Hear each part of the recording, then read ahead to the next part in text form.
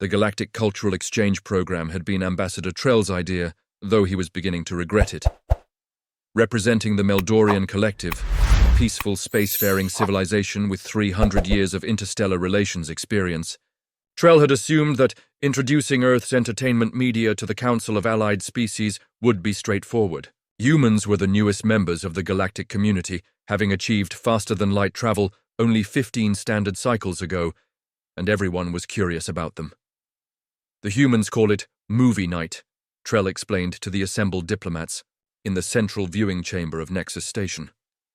It's apparently a common social bonding ritual. The chamber housed representatives from 7 different species. The insectoid vril clicked their mandibles in anticipation. The amorphous Gellans rippled with excitement in their containment fields. The towering, 4-armed Duroni sat cross-legged, their outer eyes blinking methodically. The avian Terry perched on specially designed seats, preening occasionally. The crystalline Lith stood motionless, their faceted bodies reflecting the dim light, and the empathic Nor hovered slightly above their cushions, tendrils waving gently. Lieutenant Mira Reed, Earth's cultural attaché, smiled nervously as she addressed the gathering. Thank you all for participating. We've selected something from our horror genre. Excuse me, interrupted Galv, the Duroni representative, but our translators must be malfunctioning. They suggest you said horror? That's correct, Reed confirmed. Horror is a popular form of entertainment on Earth. The film we've chosen is a classic called The Thing from our 1980s period. A confused murmur rippled through the chamber. The concept required explanation. Horror, Reed continued, is media designed to evoke fear, dread, or disgust, but in a controlled, entertaining way. Humans enjoy the emotional stimulation. Silence fell over the room. The aliens exchanged puzzled glances. You intentionally frighten yourselves for pleasure? Asked Zin, the Vril representative, antennae twitching in confusion. Essentially, yes, Reed nodded. It's perfectly safe. The fear response triggers certain neurochemicals that some humans find exhilarating. Trell noticed the diplomatic representatives shift uncomfortably. The Nor representatives were already beginning to absorb the anxiety in the room, their tendrils curling defensively. I assure you, Reed added quickly, this is considered mild by our standards. We specifically chose something that wouldn't be too intense for a first viewing. Trell gave what passed for a reassuring smile among his species, a slight parting of his facial ridges. As Ambassador Reed says, this is simply cultural exchange. We've all shared our art forms. Now it's humanity's turn. The station's AI dimmed the lights. Trell settled into his ergonomic chair, noting with some concern how the Gellan representatives were already pulsing with unease. The Nor had withdrawn, their sensory tendrils completely, a defensive measure they rarely employed, except in situations of extreme emotional distress. The viewing screen activated, showing an expanse of Antarctic ice and snow.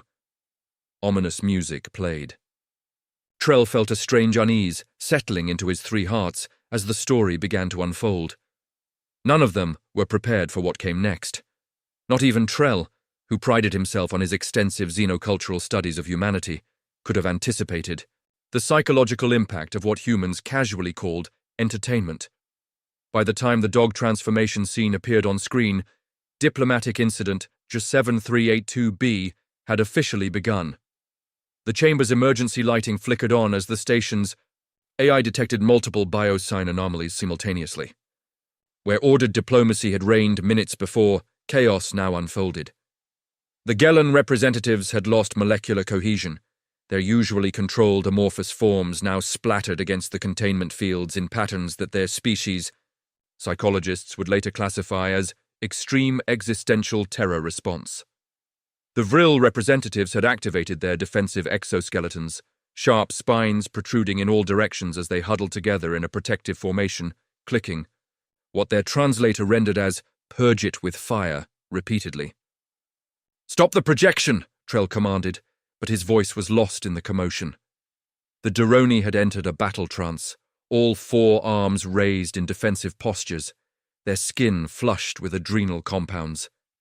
The Terry had molted spontaneously, An emergency stress response not witnessed in diplomatic settings for over 40 generations, leaving the chamber dusted with iridescent feathers. The crystalline lith had fractured their outer layers, creating a cacophony of tinkling sounds as tiny shards fell to the floor. Most concerning were the Nor, who had collapsed entirely, overwhelmed by the cascading emotional responses of everyone. In the room, Lieutenant Reed rushed to the projection controls. "I'm so sorry, we had no idea," she stammered, terminating the film. The dog-thing hybrid froze mid-transformation on screen before disappearing. "Medical teams to the central viewing chamber," announced the station AI. "Multiple species distress may detected. Isolation protocols initiating." Trell approached Reed, his facial ridges flattened in the Meldorian expression of grave concern.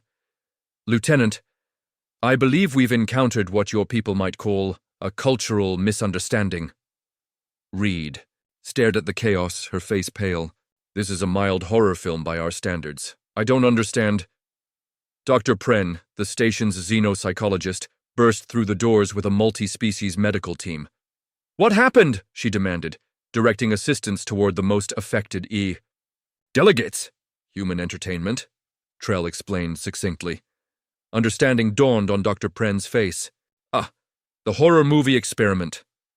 "You knew about this?" Trell asked incredulously. "I advised against it," Pren replied, administering a sedative to a trembling Terry diplomat. "Most species evolved fear as a survival mechanism to be avoided, not a sensation to be sought. Only humans developed the peculiar adaptation of recreational fear." Reed watched helplessly as medical staff treated the affected diplomats. "But it's just a movie, fiction, not real." "That's precisely the problem," Dr. Pren explained, scanning a crystalline lith whose fractures were spreading alarmingly. "Most species lack the psychological barrier between fiction and reality that humans possess. To them, witnessing that creature transform wasn't entertainment. It was experiencing an actual existential threat." Trell's translator struggled with the Vril's distress clicks, eventually producing, "The creature reshapes itself, could be anyone," paranoia justified. "They're not just frightened," Dr. Pren said grimly. "The film has introduced a concept so foreign to their evolutionary psychology that it's causing actual trauma. The idea of a being that can perfectly mimic others has broken their sense of trust in physical reality." Ambassador Kree of the Nor regained consciousness briefly. "How do humans sleep?" he whispered before subsiding again. "Emergency council session in 1 hour," Trell announced. "Lieutenant Reed, I suggest you contact your superiors. We may need specialized human psychological experts to address this."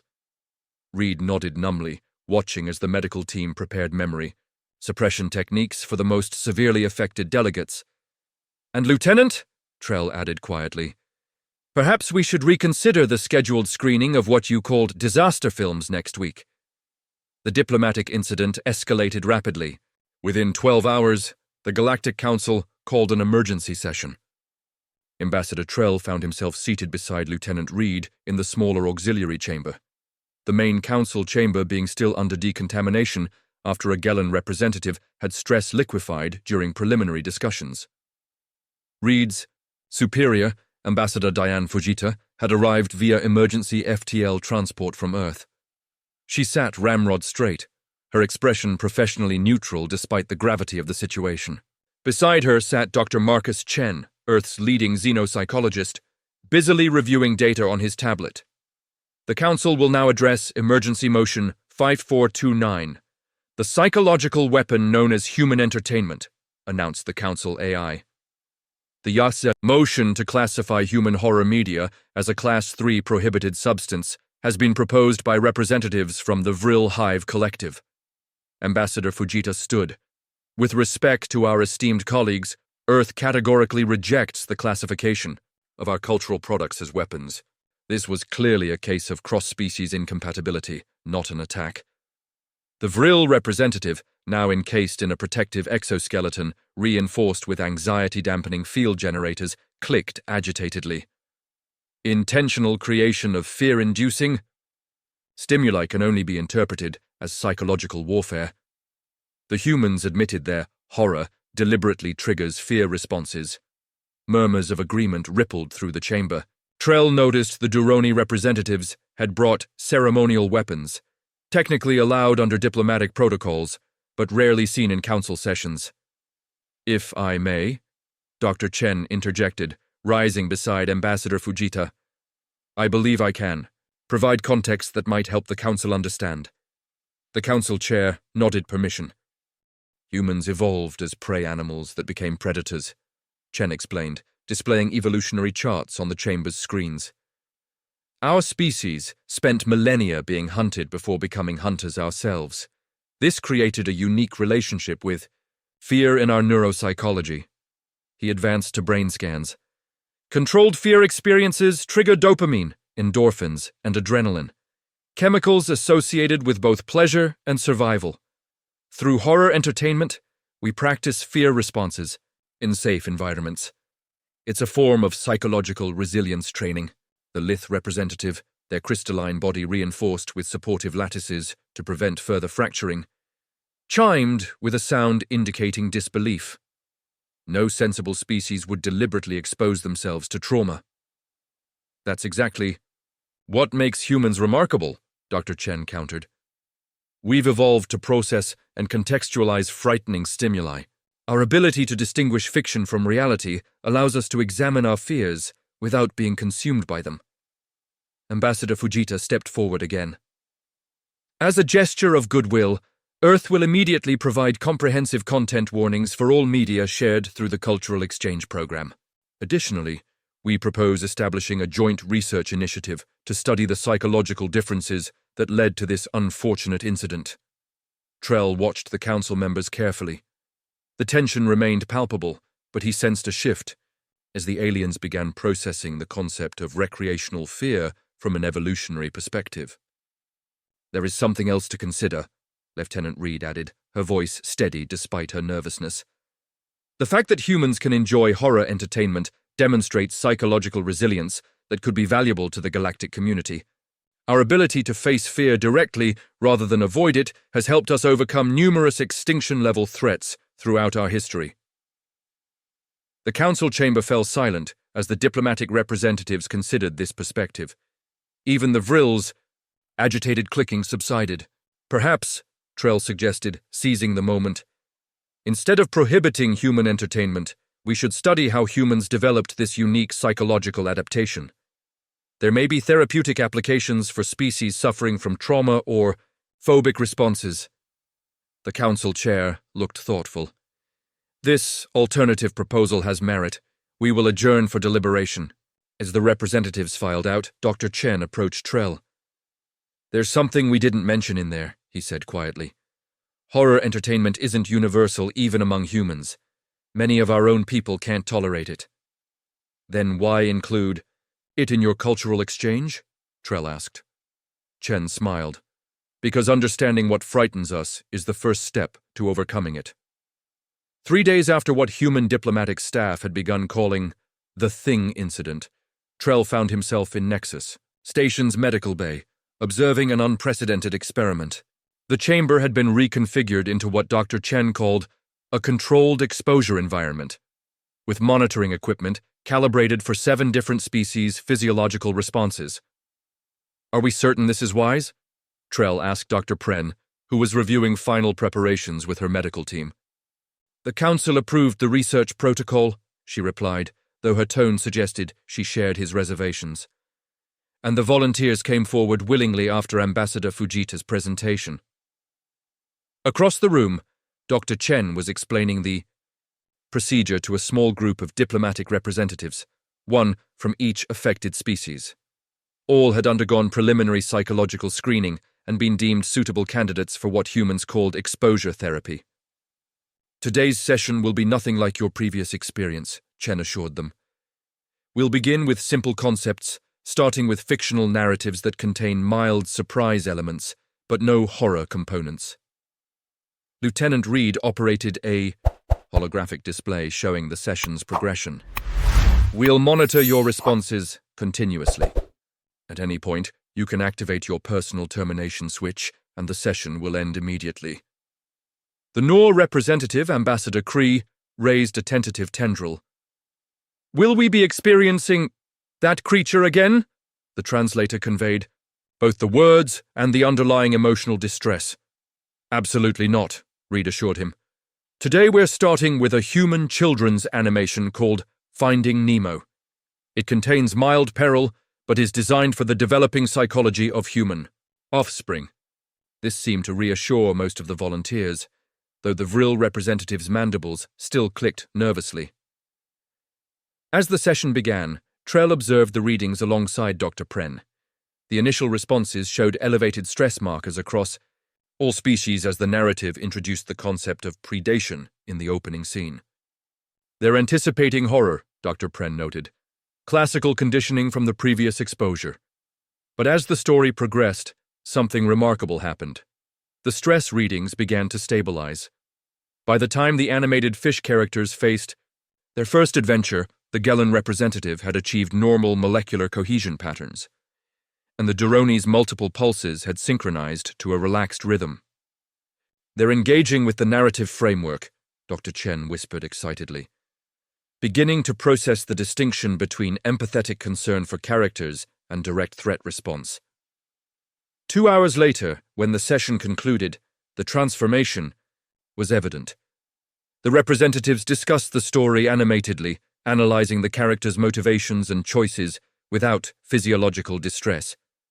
"I understood the orange fish human's protective instinct," the Duroni representative commented, "though the concept of deliberately facing danger remains perplexing." "Progress," Dr. Chen said, satisfied. "Next session, we'll introduce slightly more complex emotional concepts." Over the following week, the therapeutic sessions continued, gradually introducing the alien representatives to increasingly sophisticated human narrative structures. They progressed from children's animations to mild adventure stories, then to mysteries with moderate suspense elements. During the 5th session, Trell witnessed a breakthrough. The Terry representative, watching a scene from a thriller where the protagonist narrowly escaped capture, emitted the species equivalent of a laugh. "The character's fear response was appropriate," they explained when questioned. "But I experienced it as narrative tension rather than direct threat. I found the resolution satisfying." Dr. Chen could barely contain his excitement.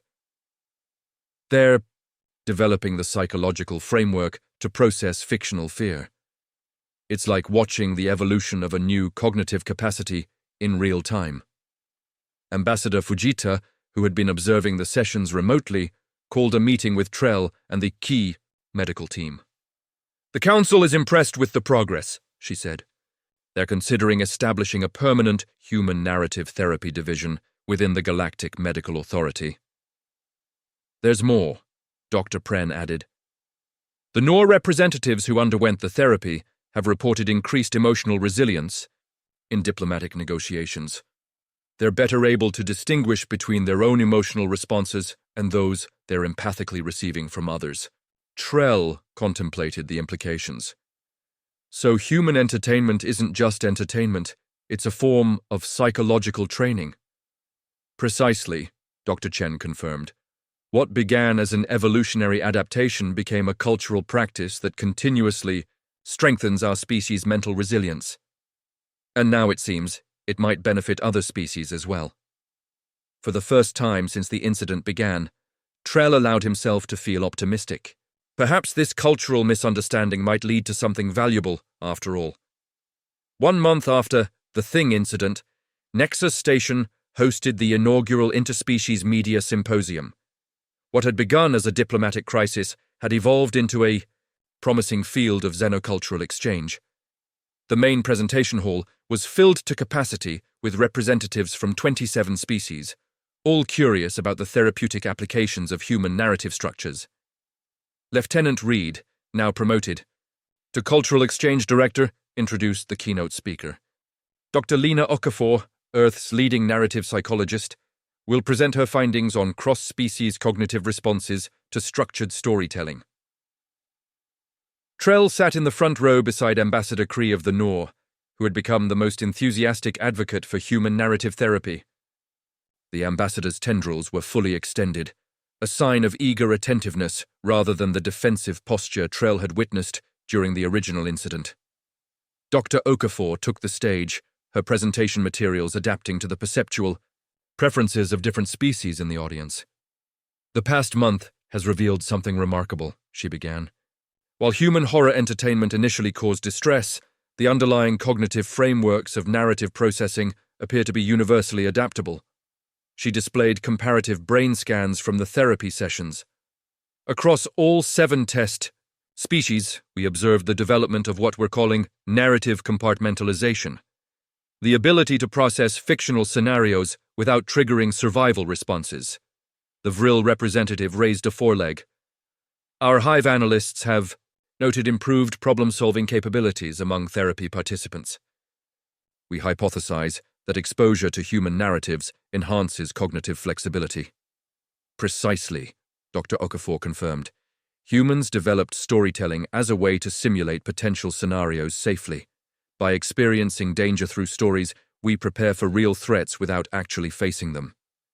A Gellan representative pulsed with what their translator rendered as intellectual excitement.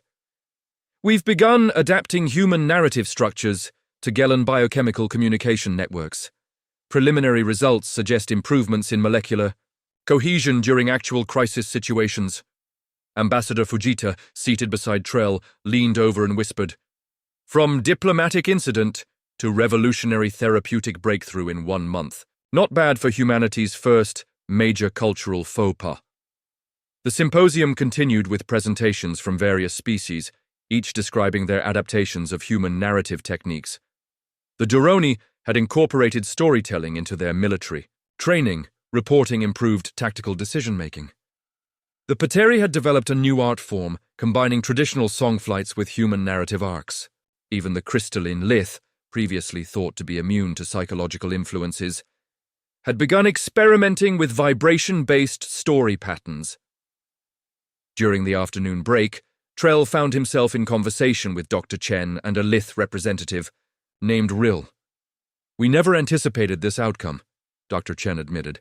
"We expected to be defending our entertainment, not seeing it adopted as therapy." Rill's crystalline form resonated thoughtfully. "Perhaps this is why humans advanced so quickly.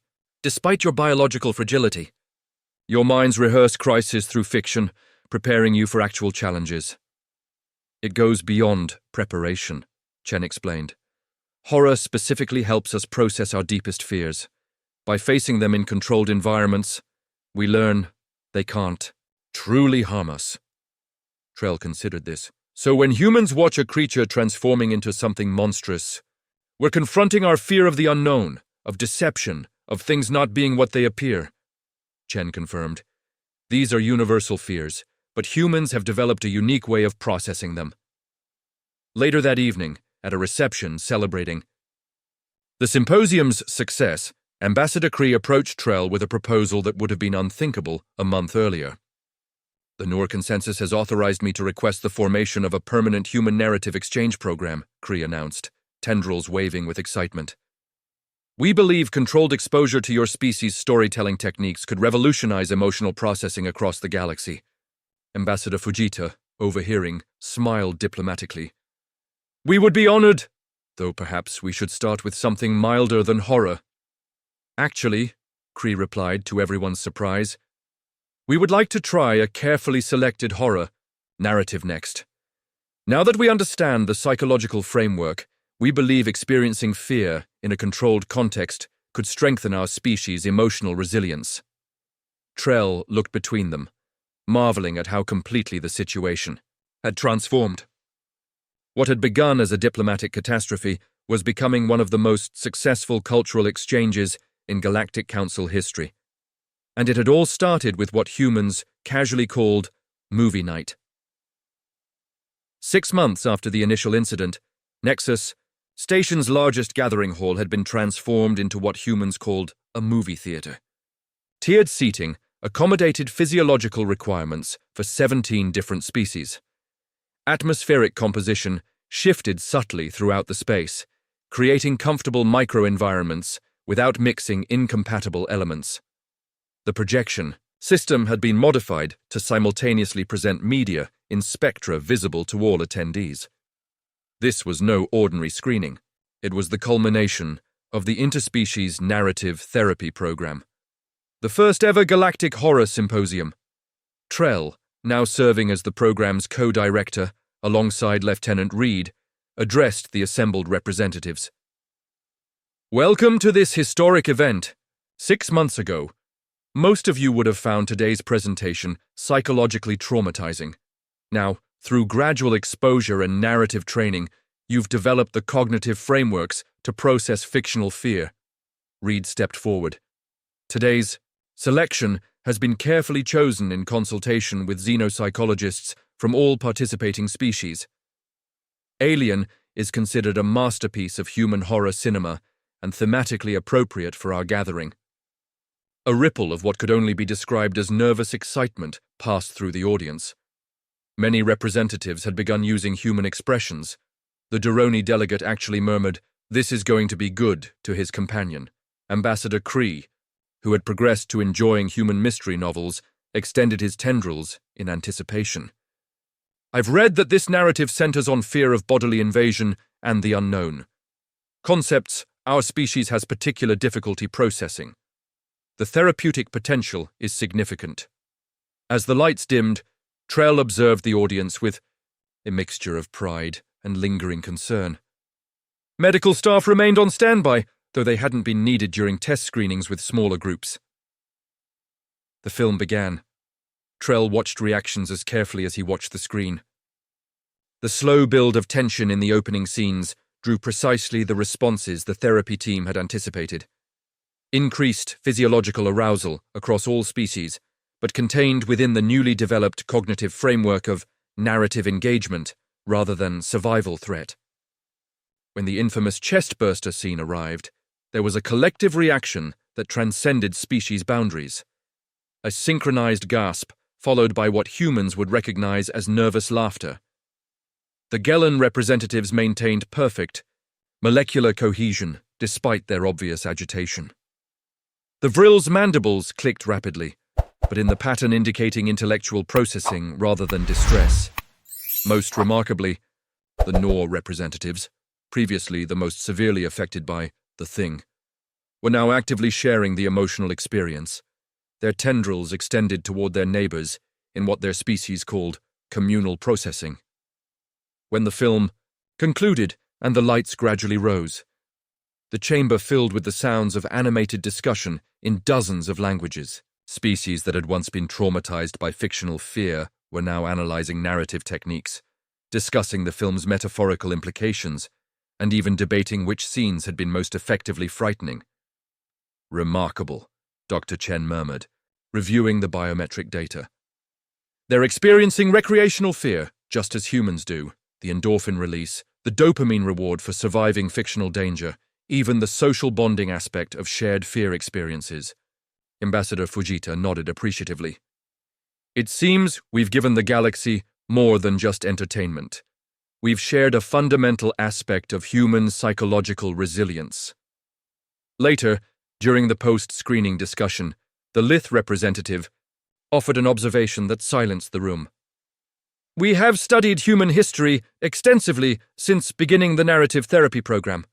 Your species has faced extinction-level threats 17 times in your recorded history alone. Perhaps this psychological adaptation, this ability to process fear through fiction rather than be consumed by it, is why you survived, the Vril representative clicked thoughtfully. Humans imagined their worst fears, confronted them in safe environments, and thus prepared themselves for real dangers, an evolutionary advantage we had not previously recognized. There is something more, added Ambassador Cree, his tendrils forming the pattern that indicated profound realization. Humans use these narratives not only to process fear, but to explore ethical and philosophical questions. The true monster in Alien was not the creature, but the corporation that valued it above human lives. Trell watched as the conversation evolved from discussing fear responses to examining the social commentary embedded in human horror narratives. Something unprecedented was happening. Species from across the galaxy were learning to think like humans, to process emotions like humans, to analyze narratives like humans. And in doing so, they were gaining something uniquely valuable. "I believe," Trell announced to the assembled delegates, "that we are witnessing the birth of a new form of interspecies communication. Human narrative structures are becoming a bridge between radically different minds." No one in the chamber disagreed. One standard year after the Thing incident, the Galactic Council convened a special session. The chamber was filled to capacity, with representatives from 43 species in attendance, the largest gathering in Council history. At the center of the chamber stood a human delegation, led by Ambassador Fujita, alongside Trell, and the therapy team that had transformed a diplomatic disaster into a revolutionary breakthrough in interspecies psychology.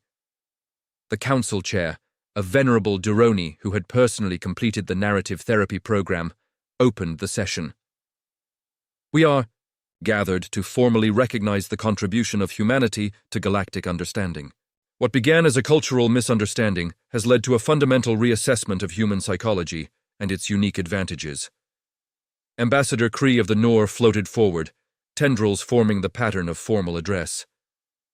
"On behalf of the Psychological Assessment Committee, I present our findings on what we have termed the human resilience factor." The chamber's screens displayed comparative data from the year-long study. "Humans evolved a unique psychological adaptation," Kree continued. "Their capacity to process fear through fictional narratives represents an evolutionary strategy previously unknown in the galaxy. While most species evolved to avoid fear stimuli, humans developed the ability to voluntarily engage with fear in controlled settings." The Vril representative clicked for attention. "Our hive analysts have determined that this adaptation provided humans with significant survival advantages. By simulating threats through storytelling, humans rehearsed survival strategies without experiencing actual danger." The Lith representative's crystalline form resonated in agreement.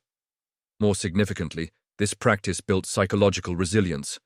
Humans who engaged with horror entertainment demonstrated improved stress responses in actual crisis situations, reduced anxiety when facing unknowns, and enhanced problem-solving during threatening scenarios. Dr. Chen stepped forward at Ambassador Fujita's gesture.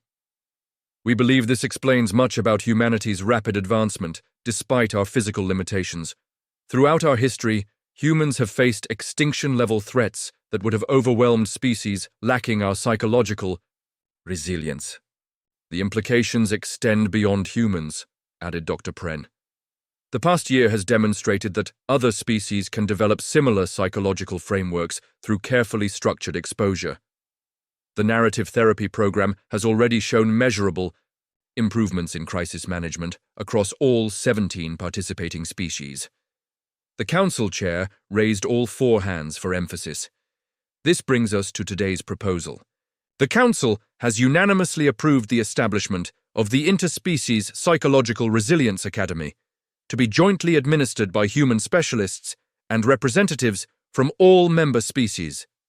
Applause rippled through the chamber in various species-specific expressions of approval, from the crystalline chiming of the Lith to the synchronized wing rustling of the Terry. Trell watched with satisfaction as Ambassador Fujita formally accepted the council's proposal. What had begun as his diplomatic nightmare had transformed into humanity's greatest contribution to galactic society.